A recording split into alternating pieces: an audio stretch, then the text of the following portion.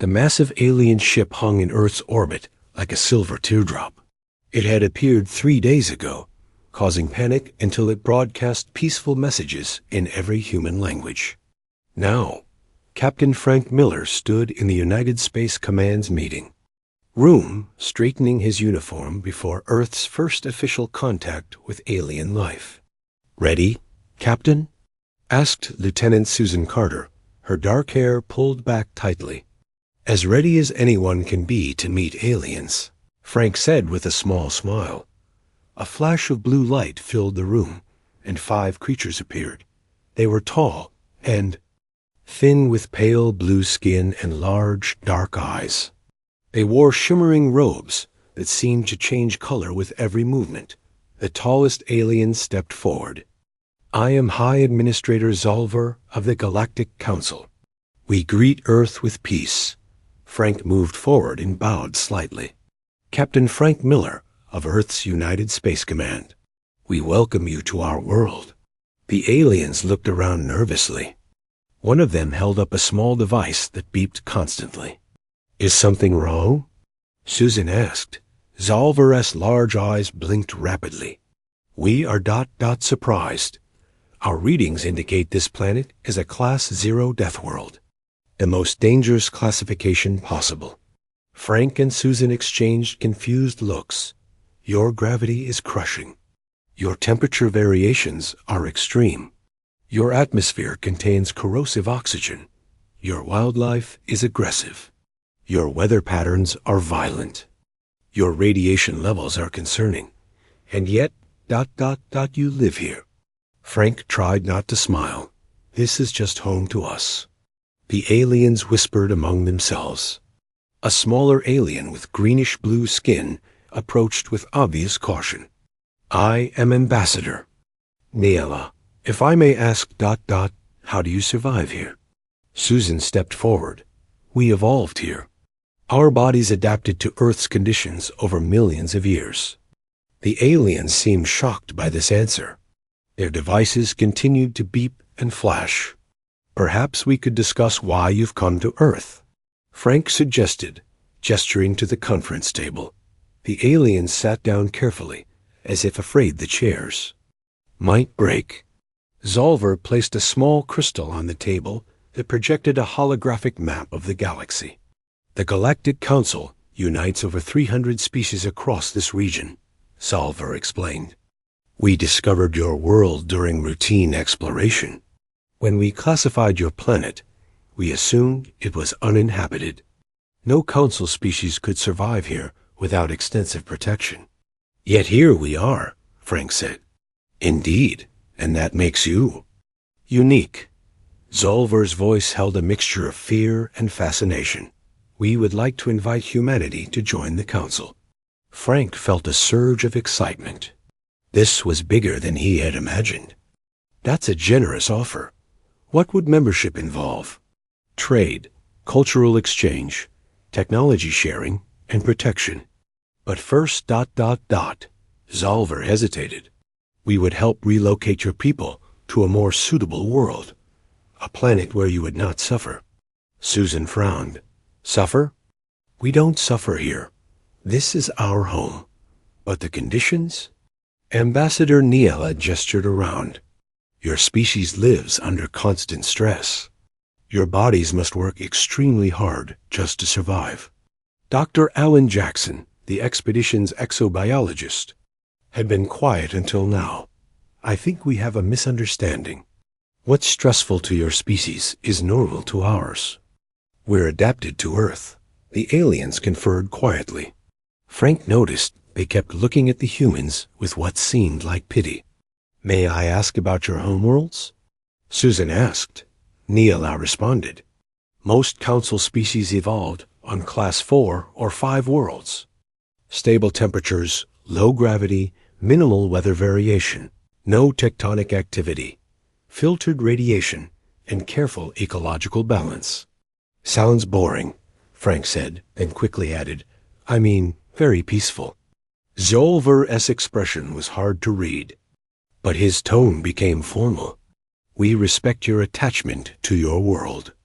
But surely you understand that living on a safer planet would be beneficial. Your children would not face constant danger. Frank felt a flash of annoyance. With all due respect, we don't see Earth as dangerous. It's just home. Over the next several hours, the discussion continued. The humans provided data about Earth's conditions and human physiology. The aliens seemed increasingly amazed. "Your bones are dense enough to support your bodies in this gravity?" asked one alien scientist. "Your skin can withstand direct sunlight?" asked another. "You actually breathe oxygen as a primary gas?" A third questioned with obvious disbelief. By the end of the day, it was clear the aliens viewed humans as something extraordinary, creatures that survived conditions they considered lethal. 3 days later, after consulting with Earth's governments, Frank met with the alien delegation again. "Humanity is honored by your invitation to join the Galactic Council," he announced formally. "We accept membership, but we must decline relocation. Earth is our home, and we will remain here." Zalvar's large eyes blinked slowly. "This is unexpected, but we respect your decision." He paused. "Your species is remarkably resilient. Perhaps there is much we can learn from each other." The agreement was signed, and within weeks, Earth had its first alien embassy. Human representatives prepared to visit the Council's central worlds. As the aliens departed, Susan approached Frank in the observation deck, watching their ship grow smaller against the stars. "Did you notice how they looked at us?" "Like we were. Some kind of super beings?" Frank nodded. "They think we're living in hell, but to us, it's just Tuesday." Susan laughed, but then grew serious. "I checked the data they shared about the Council species. Compared to them, we're stronger, faster, and more durable. Our immune systems are more aggressive. We heal quicker. We can survive in environments that would kill them instantly. So what are you saying?" "I'm saying they invited us to join them, but they have no idea what humans are truly capable of." Susan looked out at the stars. "They think they rescued a primitive species from a Deathworld. But maybe, from a certain point of view, they just let the wolves in the door." Frank considered this. "Let's hope they never give us reason to show them just how tough Earth made us." In the alien ship heading back to Council space, Zalvar reviewed the data on humans with growing fascination. "These creatures evolved on a world that would kill any of us in minutes," he told his science team. "Their potential is ... concerning, and yet potentially valuable. Should we reconsider allowing them into the Council?" asked a nervous advisor. "No," Zalvar decided, "but we will watch them carefully. These humans survived conditions we thought impossible. Imagine what they might accomplish when they reach the stars." He looked at an image of Earth, swirling, with storms and shining with the light of billions of lives, thriving on a world the Council had classified as uninhabitable. "The Deathworlders are coming," he whispered, "and the galaxy will never be the same." 6 months after Earth joined the Galactic Council, humans remained a curiosity rather than respected members. Captain Frank Miller sat in yet another meeting where his suggestions were politely noted, then ignored. The trade route through the Orion sector would cut travel time by 30%, Frank explained, pointing to the star map. High. Administrator Zalvar blinked his large eyes slowly. "An interesting proposal, Captain. But that sector experiences regular solar flares. The radiation would be ... uncomfortable." "Uncomfortable for your ships, maybe," Frank said. "But human vessels are built to withstand radiation. We could handle those routes." "Perhaps we should discuss this at a later session," Zalvar replied. Moving to the next agenda item. Frank caught Susan Carter's eye across the table. She gave him a small, understanding smile. They were used to this treatment by now. The Council species saw humans as fascinating specimens rather than equals. After the meeting, Frank and Susan walked through the Council station's wide corridors. The artificial gravity was set lower than Earth normal, making them feel strangely light on. Their feet. Another productive day of being patted on the head, Susan muttered. They'll come around eventually, Frank replied. His communicator beeped urgently. The screen showed a priority message from Earth Command. Emergency Council Session. Called in 30 minutes, Frank read aloud. Something about a mining colony disaster. When they arrived at the emergency chamber, the atmosphere was tense. Representatives from dozens of worlds huddled in worried groups. Ambassador Neela hurried over to them. Captain Miller, Lieutenant Carter, she said, her voice strained. We have a terrible situation. The main screen activated, showing a star. System with a single planet. The star was surrounded by angry red flares. Proxima Centauri V, Neela explained. A mining colony with 10,000 residents. The star has become unstable, producing massive solar flares. The radiation is already reaching lethal levels on the planet. Evacuation? Frank asked immediately. Neela's blue skin seemed to pale. That's the problem. The initial flare damaged their ships. They're stranded. High Administrator Zolver approached, flanked by Council scientists. We've calculated that radiation levels will reach instantly fatal levels within 8 days. Unfortunately, we cannot mount a rescue mission. Why not? Susan demanded. The radiation would kill any rescue team before they could reach the colonists, one scientist explained. And our ship's systems would fail in such conditions. Frank studied the data scrolling across a nearby screen. What if we sent humans? The room fell silent. Impossible, Zolver said firmly. Even your species cannot withstand such extreme radiation. Actually, Frank countered, we can, for limited periods. Earth humans have worked in radiation environments for centuries. With proper shielding and rotation of personnel, we could handle this. The Council representatives looked skeptical. I'll contact Earth Command immediately, Frank continued. We have a ship, the USS Frontier, within range. It could reach Proxima Centauri V in 3 days. Your ship would be destroyed by radiation. A Council engineer objected. Our ships are built to withstand harsher conditions than yours, Susan explained. Remember, we come from a Deathworld, as you call it. Our technology is designed to function in extreme environments. After hours of debate, the Council reluctantly agreed to let humans attempt the rescue.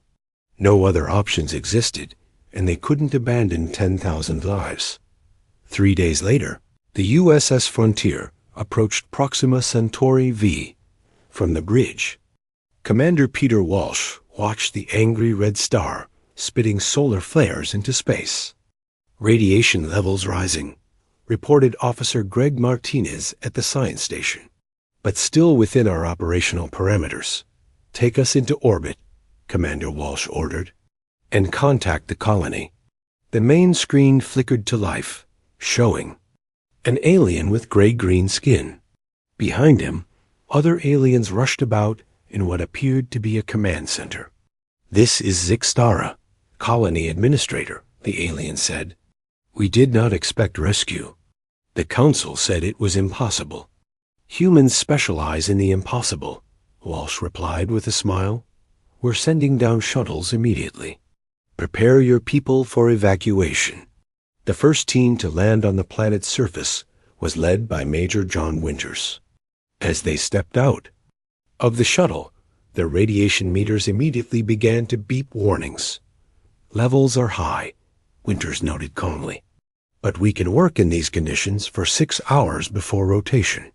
The colony administrator met them at the landing pad, his environmental suit glowing with power indicators. You're not wearing radiation protection, he observed in shock. Standard human uniform provides basic protection, Winters explained. Our bodies can handle the rest for limited periods. The alien seemed stunned. The Council said no living being could survive these conditions. They haven't spent much time on Earth, Winters replied. Now, let's get your people evacuated. The situation was worse than expected. The colony housed 10,000 aliens from 12 different species, each with unique environmental needs. The damaged colony ships couldn't be repaired in time. Everything had to be done using the human shuttles. Engineer Lisa Dawson assessed the colony's power systems, which were already failing from radiation damage. "We need to maintain life support until everyone's evacuated," she told Winters. "I can rig our shuttle power cells to supplement their grid." "Do it," Winters ordered, "and see if you can boost their radiation shielding. Some of these species are showing symptoms already." Dr. Kathy Burns set up a medical station to treat radiation exposure. The alien colonists watched in amazement as the humans worked without the heavy protection suits they themselves required. "How are you not sick?" one alien child asked Dr. Burns as she treated his radiation burns. "I'm from Earth," she explained simply. "Our world has more natural radiation than yours. Our bodies learned to handle it." From orbit, the USS Frontier monitored the deteriorating situation. A Council observation ship hung back at a safe distance, unwilling to risk the radiation, but watching the human rescue attempt with great interest. "The star's activity is increasing," Officer Martinez reported. "At this rate, we have less than 5 days before radiation reaches levels even we can't handle." Commander Walsh opened a channel to the surface. "Major Winters, we need to speed up evacuation." "How's it going down there?" "Slow," Winters replied. "These people aren't used to emergency drills like we are, and some are too sick to move quickly." "I'm sending down more personnel," Walsh decided. "We'll rotate teams every 4 hours to minimize exposure." For the next 24 hours, the human crew worked tirelessly. Shuttles flew continuous missions between the surface and the ship. Engineer Dawson worked miracles, keeping the colony's systems functioning. Dr. Burns and her medical team treated hundreds of radiation cases.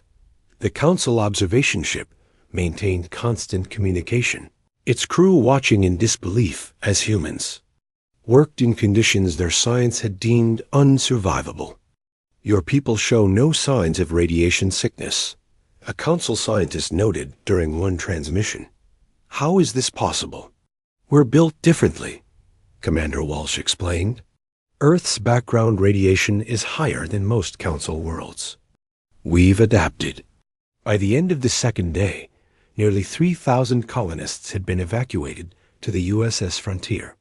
But the situation on the ground was worsening. Power systems were failing faster than Dawson could repair them. The colony's main structure was beginning to show stress, fractures from seismic activity triggered by the star's instability. And then disaster struck. A massive solar flare, bigger than any before, erupted from the angry red star. The radiation wave hit the planet like a hammer. "All teams, take cover," Winters ordered as alarms blared throughout what remained of the colony. The rescue mission had suddenly become much more dangerous, and the real test of humanity's capabilities was about to begin. The ground shook violently beneath Lisa Dawson's feet. Another quake, the third in the past hour. She wiped sweat from her forehead and checked the radiation meter on her wrist. The numbers were climbing again. "How are those shelters coming?"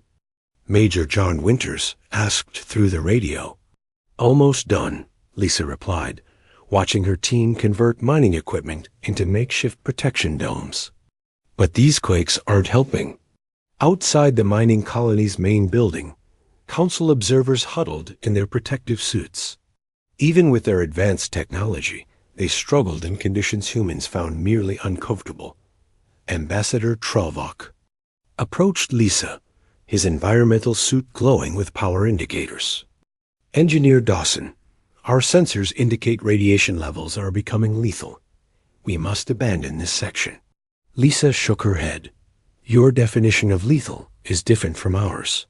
We can handle these levels for another 8 hours at least." Trelvok. Large eyes blinked rapidly behind his face shield. "Impossible." The radiation would cause cellular breakdown in any living organism. Not humans, Lisa said, returning to her work. We're tougher than you think. Across the colony, Dr. Alan Jackson worked with Dr. Natalie Foster in the medical center. They had discovered something remarkable, human. Blood contained compounds that could temporarily boost radiation resistance in some alien species. This could buy us more time, Dr. Jackson told Dr. Foster as they prepared injections. If we can keep the colonists protected for another day, we might get everyone out. A group of council medical officers watched in disbelief. One stepped forward. Her name was Dr. Eliasson. You intend to inject alien species with human biological material? The compatibility risks. We've run the simulations, Dr. Foster interrupted. The risks are minimal compared to radiation death. We've modified the compounds to work with their biology. Dr. Eliasson seemed shocked. Your species casually modifies complex biochemistry in ours? This would take our scientists months of careful study. Dr. Jackson smiled. When you grow up on a death world, you learn to adapt quickly. Outside, Major Winters led a team through the colony's outer section.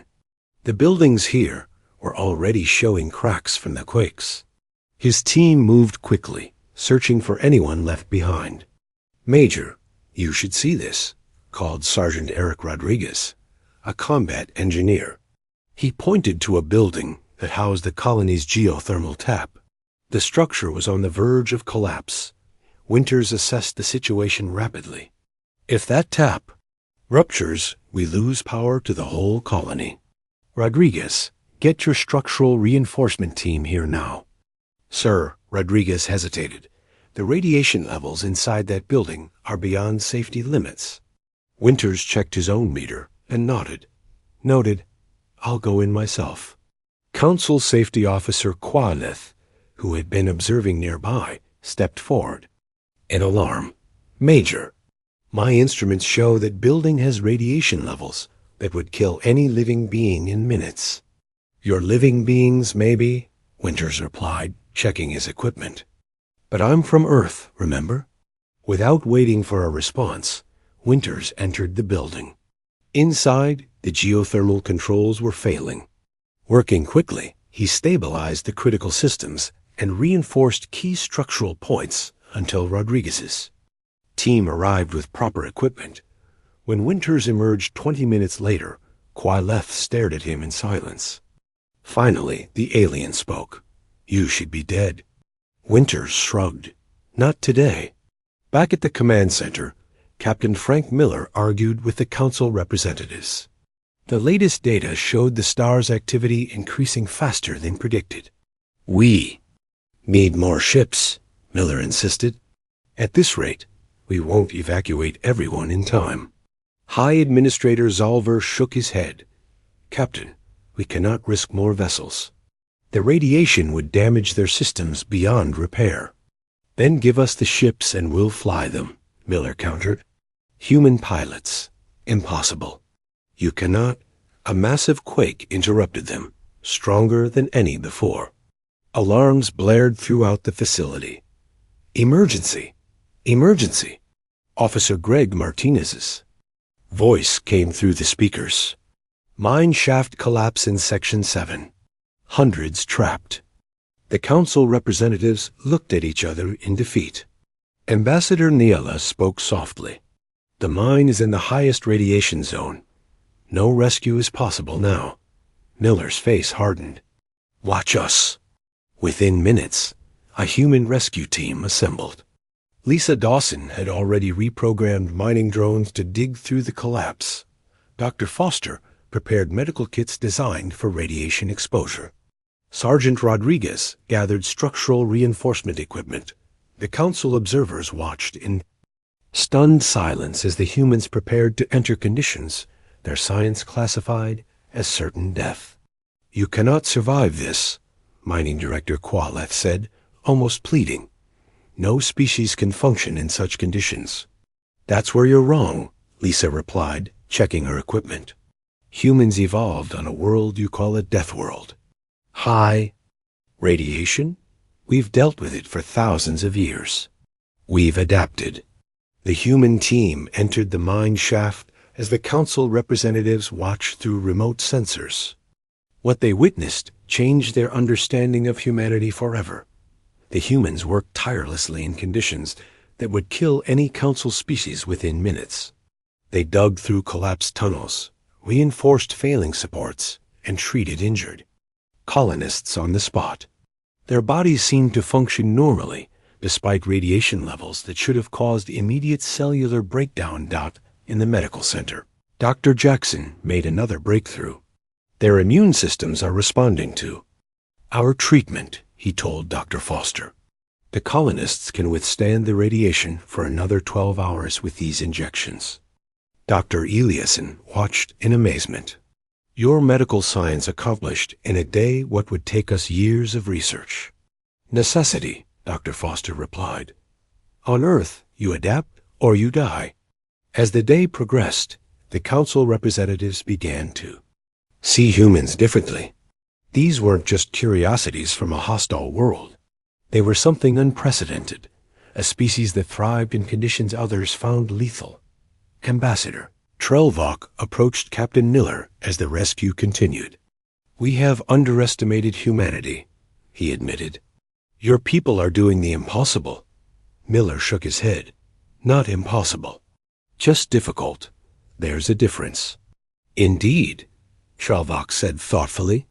Perhaps this is why you survived on your world. This persistence against all odds. Another violent quake shook the colony. Alarms blared again. Critical warning. Officer Martinez announced. The planet's crust is becoming unstable. Major collapse predicted within 6 hours. The situation had just become much worse. But instead of panic, the humans showed something the council species had never seen before. A calm, determined focus in the face of escalating danger. We'll need to speed up the evacuation, Miller said. Lisa, can we use the mining equipment? To stabilize the larger tunnels? Lisa nodded. Already working on it. Rodriguez, get your teams to reinforce the main evacuation routes, Winters ordered. Dr. Foster, prepare for mass casualty treatment. Miller continued. The council representatives watched this coordinated response with new respect. These humans weren't just surviving by luck or stubbornness. They were adapting, innovating, and overcoming challenges that should have been insurmountable. As Zalvar observed the humans at work, he turned to Neela. We may need to reconsider our entire classification system, he said quietly. Perhaps we have been measuring the wrong things all along. How so? Neela asked. We classified worlds by how comfortable they are, Salva replied, watching the humans work tirelessly in lethal conditions. But perhaps the most valuable worlds are those that forge species like these, species that don't break when the universe turns hostile. The ground shook again, harder this time. But the humans barely seemed to notice as they continued their impossible rescue. A deep rumble of shifting rock echoed through the mine shaft. Dust filled the air as another section of ceiling gave way. Major John Winters pressed himself against the wall, shielding 2 injured aliens with his body until the shaking stopped. Status. Report, he called into his radio. Main tunnel is still holding, Sergeant Eric Rodriguez replied. But we've lost access to the eastern section. At least 50 colonists trapped there now. Winters checked his radiation meter. The numbers were higher than ever, well beyond what the council considered instantly lethal. How much time do we have? He asked. The planet's crust is breaking up faster than predicted. Lisa Dawson's voice came through.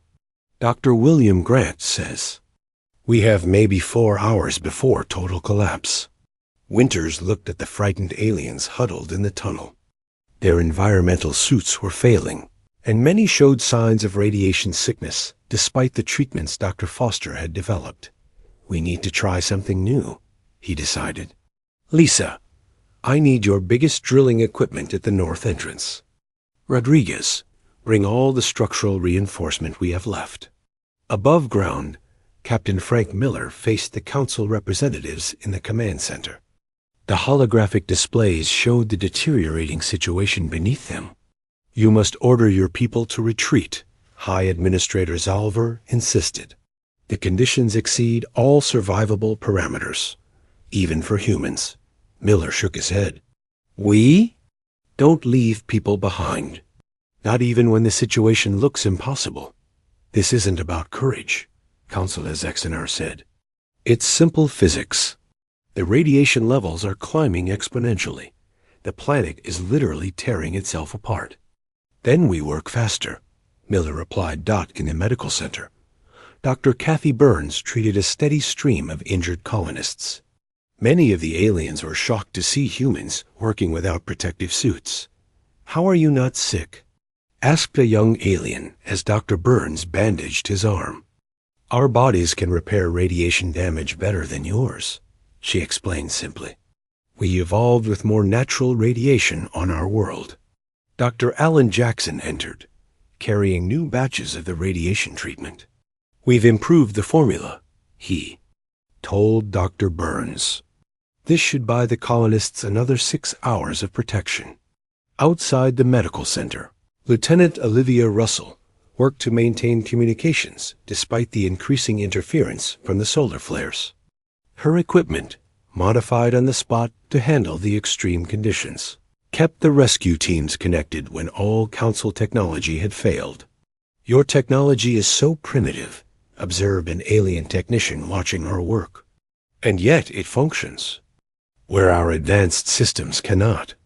Sometimes simpler is better, Olivia replied, adjusting an antenna, especially when things get rough.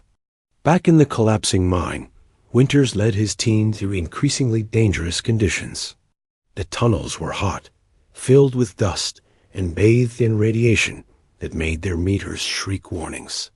Sir, Chief Petty Officer Steve Morris called. Out, I found something. He pointed to a maintenance shaft that wasn't on any maps. It appeared to lead toward the eastern section, where the 50 colonists were trapped. It's barely wide enough for one person, Rodriguez observed. I'll go. Winters decided immediately. The shaft runs through the highest radiation zone, Steve warned. Even for us, that's pushing the limit. Winters checked his equipment. I grew up in Nevada, near the old test sites. My body's handled radiation my whole life. Before anyone could object further, he squeezed into the narrow shaft and began crawling forward. The space was tight, hot, and filled with dust that made breathing difficult. His radiation meter gave up entirely, simply flashing red to indicate levels beyond its measuring capability. As Winters pushed deeper into the planet's crust, the Council observers watched through camera feeds with a mixture of horror and amazement. He should be dead already, Ambassador Trollvok whispered. How is this possible? Elder Kivtan, the oldest member of the Council delegation, watched thoughtfully.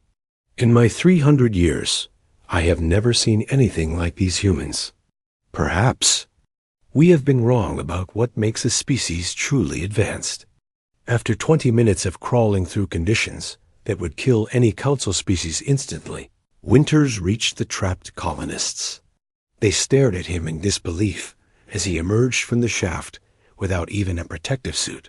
Is rescue coming? Asked the group's leader, barely able to speak through his failing environmental system. Rescue is here, Winters replied, already working to widen the shaft. We're getting everyone out. On the surface, Lisa had repurposed the colony's largest mining drill. We can cut a new tunnel directly to their position, she explained to Captain Miller. But the structural integrity will be my problem, Rodriguez interrupted. My team has developed a new support system using a combination of the colony's metal supplies and local rock. It won't last forever, but it doesn't need to. As humans worked frantically against time, the Council representatives began to understand.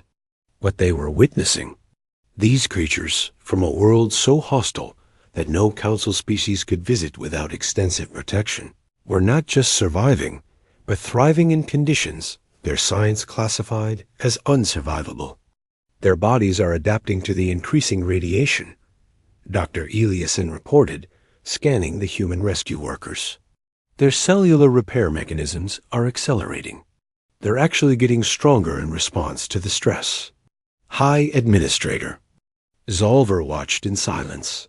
For the first time in his long career, he faced a species that defied all scientific understanding. Underground, the rescue took on new urgency as the planet's crust shifted again. Winters organized the trapped colonists, sending them through the widened maintenance shaft where Rodriguez's team had installed emergency supports. Move quickly, but carefully, he instructed. The path is stable for now, but nothing lasts on this rock. The last colonist had barely cleared the shaft when the tunnel behind them collapsed completely. The timing was so close that the aliens viewed it as miraculous. How did you know it would hold just long enough?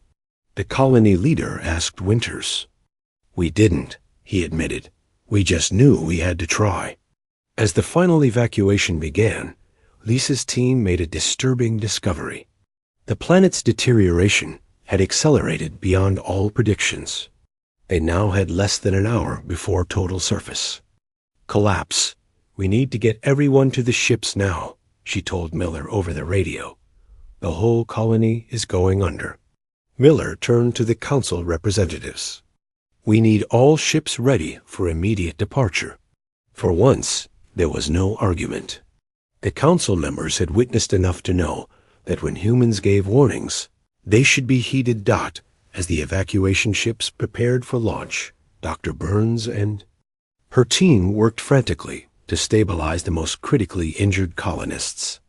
The medical bay was filled beyond capacity, but somehow the human doctors kept everyone alive. Their medical techniques are unorthodox but effective, Dr. Eliasson noted. They adapt treatments instantly based on results, without waiting for proper verification protocols. When you live on a death world, Dr. Jackson replied, without looking up from his patient, you learn that perfect solutions tomorrow mean nothing if people die today. Outside, the ground began to break apart. Massive fissures opened across the landing area as the final groups of colonists boarded the ships.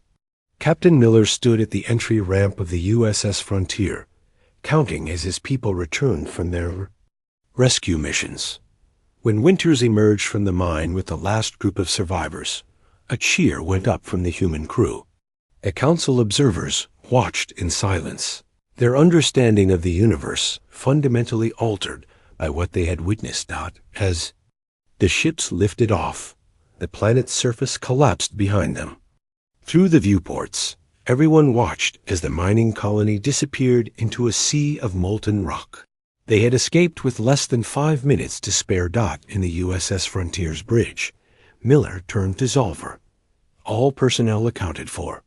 10,000 colonists saved. Mission accomplished. The High Administrator's large eyes blinked slowly. You have done the impossible, he said softly. By all our science, this rescue could not succeed. Miller smiled slightly. Maybe it's time to rewrite your science. The ships accelerated away from the dying planet, carrying a rescued population and a profound new understanding of what humans were truly capable of. The grand hall of the Galactic Council glowed with soft blue light. Thousands of representatives from hundreds of worlds filled the vast chamber. At the center stood Captain Frank Miller and his crew, still wearing their simple Earth uniforms. That contrasted sharply with the ornate robes of the Council species. 2 weeks had passed since the rescue mission. The USS Frontier had barely escaped as the mining planet tore itself apart. Now, the full Council had gathered to formally recognize what many were calling an impossible achievement. High Administrator Zolver rose from his seat at the center of the chamber. The hall fell silent. For the first time in 10,000 years of Council history, he began, his voice echoing through the chamber. We gather to reconsider our fundamental understanding of life itself. The massive screens around the hall displayed images from the rescue mission. Humans working in radiation levels that should have killed them instantly. Major Winters crawling through the collapsed tunnel. Lisa Dawson repurposing mining equipment in minutes. Dr. Burns treating patients while exposed to lethal conditions. The beings who stand before us today, Zolver continued, evolved on a world we classified as uninhabitable. A Class 0 death world. Yet they not only survived there, they thrived. And when faced with conditions our science deemed certain death, they performed feats we thought impossible. Susan Carter watched the council members from her position beside Captain Miller. Their expressions ranged from awe to fear, respect to uncertainty. This was more than a ceremony, she realized. This was a turning point for the entire galactic community. Medical analysis has confirmed that these humans withstood radiation doses 20 times what our hardiest species could survive, Zolver said. Their bodies adapted. Their cells repaired damage that would be fatal to any council race. They functioned normally in heat, pressure, and toxicity levels that defy our understanding of biology. Dr. Alan Jackson leaned toward Susan. They're making us sound like superheroes, he whispered. To them, maybe we are, she replied. Zolver gestured to the human crew. Captain Miller, please step forward. Frank moved to the center of the chamber, standing tall under the gaze of thousands of alien eyes. Captain, Zolver said, when you first joined our council, we viewed humans as curiosities. Primitive beings who somehow survived on a hostile world. We offered to rescue you from your planet. He paused. We were wrong.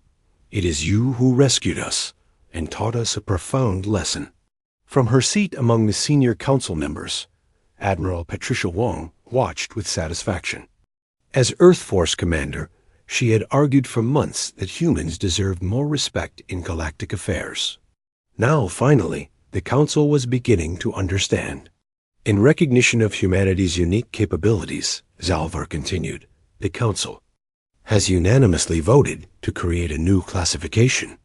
Earth is no longer designated a death world, but rather the homeworld of an apex survival species. Furthermore, humans are hereby granted leadership positions in the Council's Crisis Response Division, with authority to establish colonies on worlds previously deemed too hazardous for settlement. A murmur ran through the crowd. This was unprecedented. No species had ever been granted such authority so quickly after joining the Council. There's more, Grand Counselor Vex Mora added, rising from her seat. Her ancient voice commanded immediate respect. Our scientists have begun a complete review of our habitability classification system. For too long, we have judged worlds by how comfortable they would be for our original member species. This bias may have prevented us from recognizing the value of environmental stress in evolutionary development. Frank accepted a glowing crystal tablet that formalized humanity's new status. On behalf of Earth, I thank the Council for this recognition. We don't see ourselves as extraordinary. On our world, we're just normal people. But we're honored, too. Share what we've learned from growing up on a challenging planet. After the ceremony, a reception was held in the Council's great garden. The human crew mingled with representatives from hundreds of worlds, many of whom had never seen a human before. Lisa Dawson found herself surrounded by alien engineers, all eager to learn how she had adapted mining equipment during the crisis. You modified complex machinery without proper blueprints or calculations? One asked in disbelief. Lisa shrugged. When things go wrong on Earth, you learn to improvise or you don't survive. Nearby, Dr. Burns and Dr. Jackson were deep in conversation with the Council's medical division. Their treatments during the rescue had saved thousands of lives and challenged centuries of established xenobiology. Your approach to medicine is revolutionary, Dr. Eliasson told them. You treat the patient, not the theory. You adapt when results don't match expectations. That's just good medicine where we come from, Dr. Burns replied. Major Winters found himself approached by Elder Kiv Tan, the oldest member of the council. The ancient alien moved slowly, his skin translucent with age.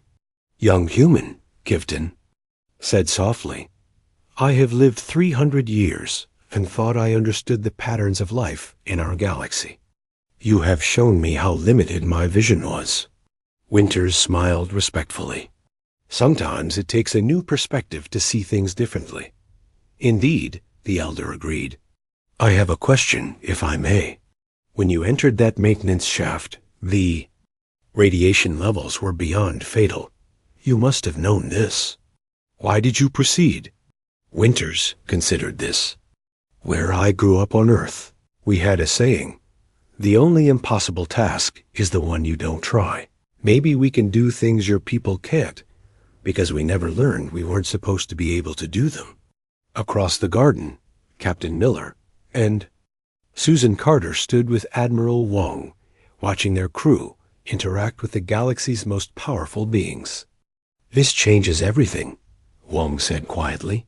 The Council has already approved our request for colonies on 7 worlds they previously classified as too dangerous. Worlds rich in resources, Susan noted, with room to grow. Miller watched. As Junior Lieutenant Joe Campbell, the youngest member of their crew, enthusiastically demonstrated Earth's gravity to a group of fascinated aliens by doing a simple push-up. The aliens watched in amazement at what, to them, was a feat of incredible strength. We need to be careful, Miller said. They see us as something special now, almost mythical. We need to remember we're just people. Special people, Wong corrected. People who evolved on a world that forged us into something uniquely suited for the challenges of space. We shouldn't pretend otherwise. As the reception continued, Director Sam Reynolds of Earth's Diplomatic Corps approached with news. The Council has approved our joint expedition proposal. They're calling it the Frontier Initiative. Human guides leading Council scientists to explore worlds previously considered too hazardous to study. Perfect, Wong smiled. The more they understand about how we adapted to challenging environments, the more valuable our partnership becomes. Outside the garden's transparent dome, the stars of the galaxy shone brilliantly. Miller looked up at them, thinking about how differently they appeared from Earth's night sky. Yet humans had reached them, despite evolving on a world the galaxy's oldest civilizations had written off as too hostile for intelligent life. What are you thinking, Captain? Susan asked. That we've only just begun to surprise them, he replied. In the center of the garden, Zalver raised his hands for attention. The crowd quieted as he prepared to speak. Today marks a new chapter. In galactic history, he announced, the Deathworlders have arrived, and they have taught us that what we feared as deadly, they embraced as home. Together, we will reach worlds we never dared explore, face challenges we never thought to overcome, and create a stronger council than ever before. The crowd cheered as humans and aliens stood together, united by a new understanding that the harshest worlds might produce the strongest allies. The galaxy would never be the same again.